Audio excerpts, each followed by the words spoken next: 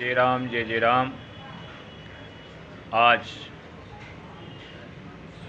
SMS Ram मंदिर में बैठा हुआ हूँ भगवान के चरणों में, तो क्यों न यहीं से आपसे रूबरू हूँ, भगवान श्री राम के दर्शन कराता हुआ।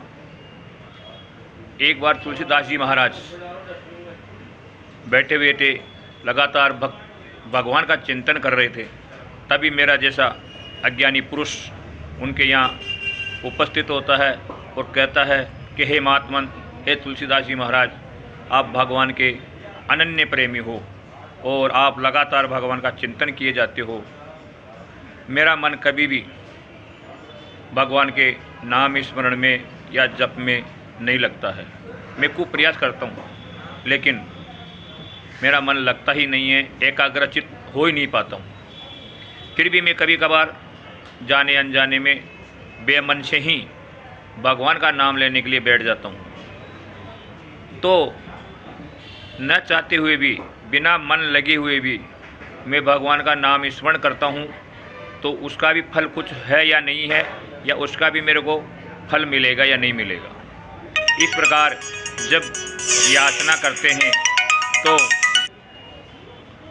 तुलसीदास जी कहते हैं कि हे महात्मन, कोई भी व्यक्ति चाहे या अनचाहे भगवान का नाम स्मरण करता है, चिंतन करता है, तो उसको फल अवश्य प्राप्त होता है। इसमें कोई दो राय नहीं।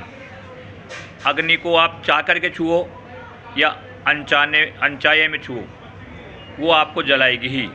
अग्नि ये नहीं देखती है कि ये व्यक्ति मेरे को चाह करके छू रहा है या अनचाहे में छू रहा है, उसका स्वभाव है जलाना।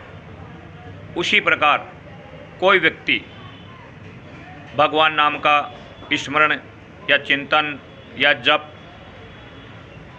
चाह करके जपे, मन लगा करके जपे, या बेमन से भी जपता है, उठता बैठता चलता फिरता, अगर भगवान नाम का स्मरण करता है, जप करता है, तो उसको अवश्य ही फल प्राप्त होता है। इसमें कोई संदेह नहीं है। तुलसीदास जी कहते हैं कि तुलसी मेरे राम को खींच भजो या रीज, भोम पड़ा जामे सभी उल्टा सीधा बीज। यानी जब किसान खेत में बीज डालने जाता है, बोने जाता है, तो वो ये नहीं देखता है कि जिस बीज को मैं डाल रहा हूँ वो सीधा गिर रहा है या उल्टा गिर रहा है, वो डाल करके आ जाता है।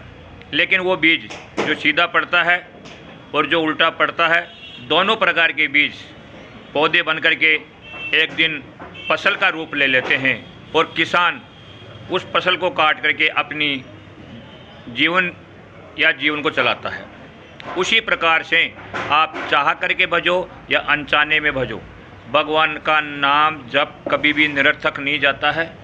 वो उसी प्रकार से व्यक्ति को उज्जवल बना देता है, उनके सब पापों को धो करके उसको भक्तिमय या पाप रहित बना देते हैं। जय श्री राम, जय राधे गोविंद।